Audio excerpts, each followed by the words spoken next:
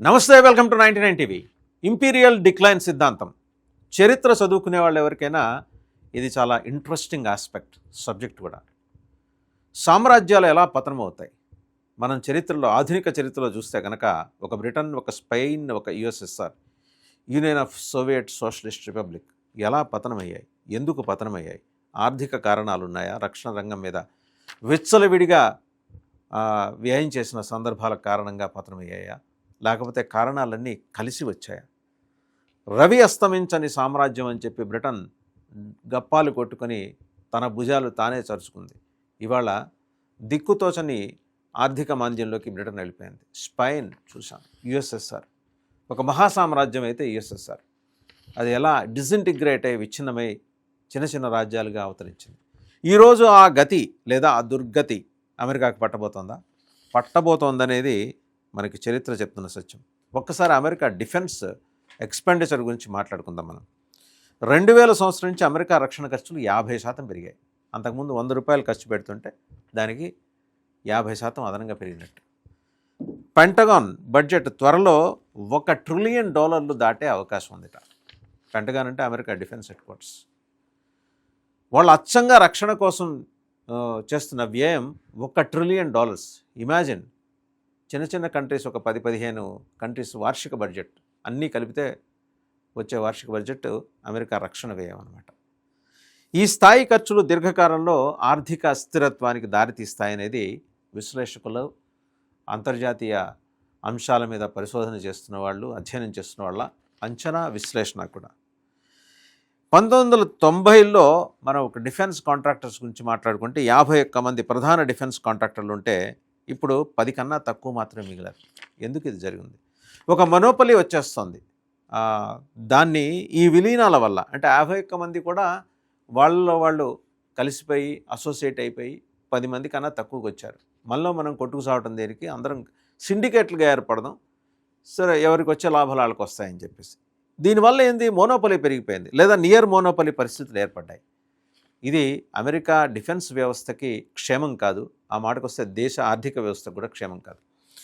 పోటీ తగ్గిపోవటం వల్ల ధరలు పెరగటం, నాణ్యత తగ్గిపోవటం, అలాగే ప్రభుత్వానికి డిబేట్ చేసే దాన్ని డైలాగ్ చేసే శక్తి తగ్గిపోవటం, ఇవన్నీ స్పష్టంగా కనిపిస్తున్నాయి. Permanent war economy. అమెరికా ఏంటంటే ఎంతసేపు తన ఎకానమీని అచ్చంగా వార్ కోసమైనట్టు, యుద్ధాల కోసమైనట్టు, యుద్ధాలు చేయించాల్సిన దేశాలకి ఆయుధాలు సరఫరా చేయటం, విక్రయించటం, వాళ్ళు ఒకవేళ ఆ డబ్బు చెల్లించకపోతే అక్కడ ఏదో ఒకటి లీజు పేరుతో ఆ దేశంలో చొరబడి దాని మీద ఆధిపత్యం, పెత్తనం చెలాయించడం.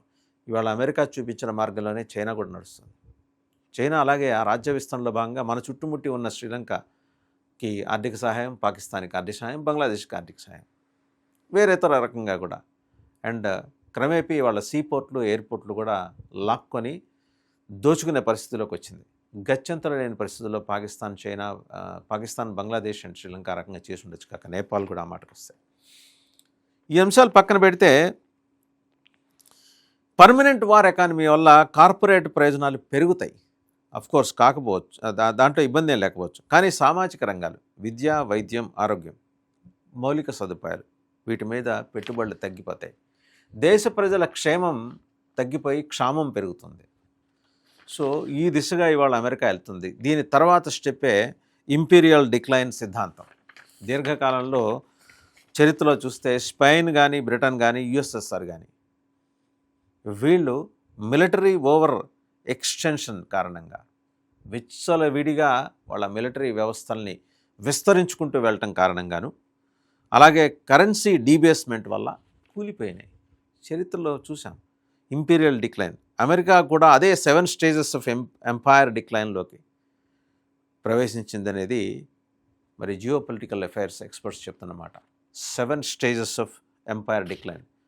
ఒక సామ్రాజ్యం పతనానికి 7 దశలు ఉంటాయి. ఆ 7 దశల్లో ఇప్పుడు 6వ దశ చివరిలో ఉంది.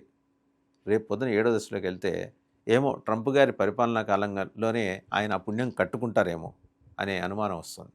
బట్ డాలర్ డిపెండెన్సీ ఎక్కువ ఉండటం వల్ల అమెరికాకి తక్షణం వచ్చిన ముప్పు ఉండకపోవచ్చు. ట్రంప్ కాకపోతే ఇంకో 10 ఏళ్ళు అయిన తర్వాత అయినా ఈ ముప్పు ఎదురు కావచ్చు.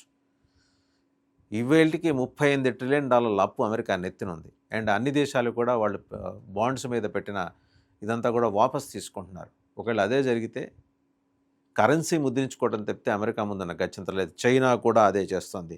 అయితే ఐరన్ కర్టెన్స్ వెనకాల ఉంది కాబట్టి చైనాలో వ్యవస్థలు ఏం చేస్తున్నాయని బయటికి అంతగా జనాలకు తెలియకపోవచ్చు. బట్ చైనా ఫండింగ్తో నడుస్తున్న కొన్ని మీడియా సంస్థలు, న్యూయార్క్ టైమ్స్ కావచ్చు, వాషింగ్టన్ పోస్ట్ కావచ్చు, ఇలాంటి సంస్థలు వారు నెరేటివ్ బిల్డింగ్లో చాలా అద్భుతాలు సృష్టించడం వల్ల చైనాలో బ్రహ్మాండాలు జరిగిపోతున్నాయి, బ్రహ్మాండాలు బద్దలైపోతున్నాయి.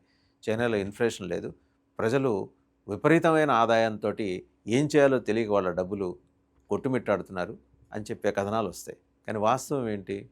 G జిన్పింగ్ని కూలదేయటానికి Zhang వచ్చాడట. జాంగ్తో పాటు మరో ఇద్దరిని డీటైన్ చేసి ఇన్వెస్టిగేట్ చేస్తున్నారట. ఈ విషయం వాషింగ్టన్ పోస్ట్కి, న్యూయార్క్ టైమ్స్కి మాత్రమే తెలుస్తుంది, ప్రపంచం ఇంకెవ్వడికి తెలియదు. కానీ జిన్హువా వాళ్ళ అధికారిక వార్తా సంస్థ ఎట్టగేలకు మేము ఇద్దరిని అదుపులో తీసుకుంది చైనా ప్రభుత్వం. ఎందుకంటే వాళ్ళ పత్రికలు కానీ వాళ్ళ ప్రజలు కానీ ప్రభుత్వం ఏం చెబితే, చైనా కమ్యూనిస్ట్ పార్టీ ప్రభుత్వం కన్నా కూడా చైనా కమ్యూనిస్ట్ పార్టీ ఏం చెబితే అది చేయాలి. చైనా కమ్యూనిస్ట్ పార్టీ ఏమో వాళ్ళ పీపుల్స్ లిబరేషన్ ఆర్మీ పిఎల్ఏ ఏం చెబితే అది చేయాలి. ఇలాంటి దరిద్రపు బొట్టు భావజాలంతో మిట్టాడుతున్న చైనాలో కూడా వ్యవస్థ లసలసలాడిపోతుంది.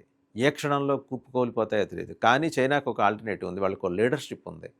ఒకవేళ జీ జిన్పింగ్ని ఎవరైనా కూలదోసి ఆక్రమించుకుంటే అతను కూడా ఆయనకు మించిన శక్తిమంతుడే అవుతాడు.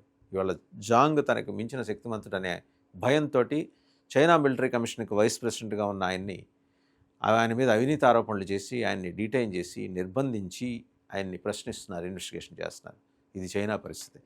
సరే, అమెరికా కూడా 7 స్టేజెస్ ఆఫ్ ఎంపైర్ డిక్లైన్లోకి ప్రవేశించడం వల్ల దాని ఆర్థిక స్థితులు ఎలా ఉంటాయనేది కాలమే సమాధానం చెబుతుంది. ఆర్థిక అసమతుల్యత అంటే ఇంబాలెన్స్, ఎకనామిక్ ఇంబాలెన్స్ వస్తుంది. రక్షణ ఖర్చులు పెరగటం వల్ల సామాజిక రంగాలకు నిధులు తగ్గిపోయి చదువు సంధ్యలు అటకెక్కుతాయి. ఆరోగ్యం దిక్కుమాలిన స్థితిలో ఉంటుంది. ఆరోగ్య రంగం పోటీ తగ్గిపోవటం వల్ల పరిశ్రమల్లో, ఇండస్ట్రీలో మొనోపలి విపరీతంగా వచ్చేస్తుంది. కొత్త ఆవిష్కరణలు ఉండవు, న్యూ మేనిఫెస్టేషన్స్ ఉండవు అని చెప్పేసి. అంతర్జాతీయంగా ఒత్తిడి ఎలా ఉంటుందంటే అధిక ఖర్చులు అమెరికాను ఇతర దేశాలపై ఆధారపడేలా చేస్తాయి. ఈరోజు ఉన్న అవకాశాన్ని, డాలర్ డిపెండెన్సీని సద్వినియోగం చేసుకొని సక్రమైన మార్గంలో నడుచుకుంటే యూరోపియన్ యూనియన్ తోటి విభేదాలు ఉండేవి కాదు. మనలాంటి వర్ధమాన దేశాలు, ప్రపంచంలో 3వ ఆర్థిక శక్తిగా ఎదగడానికి ప్రయత్నిస్తున్న భారత్ లాంటి దేశాలతో తగువులు కూడా ఉండేవి కావు. కానీ ట్రంప్ ఉద్దేశమే, ట్రంప్ ఆలోచన విధానమే తలతిక్క వ్యవహారం కాబట్టి అందరితో తగువులు పెట్టుకొని వాళ్ళ మార్కెట్ ఎక్స్పోజర్ని పూర్తిగా తగ్గించేసుకొని ట్రేడ్ అగ్రిమెంట్లకు దూరంగా జరిగింది అమెరికా. నేను చెప్తే వినాలనే ఒక పెత్తందారి విపరీత ధోరణి కారణంగా తలెత్తిన పరిస్థితులే ఈరోజు యూరోపియన్ యూనియన్ వచ్చి మదర్ ఆఫ్ ఆల్ డీల్స్ అంటూ భారత్తో ట్రేడ్ అగ్రిమెంట్ చేసుకోవడానికి దారి తీసింది.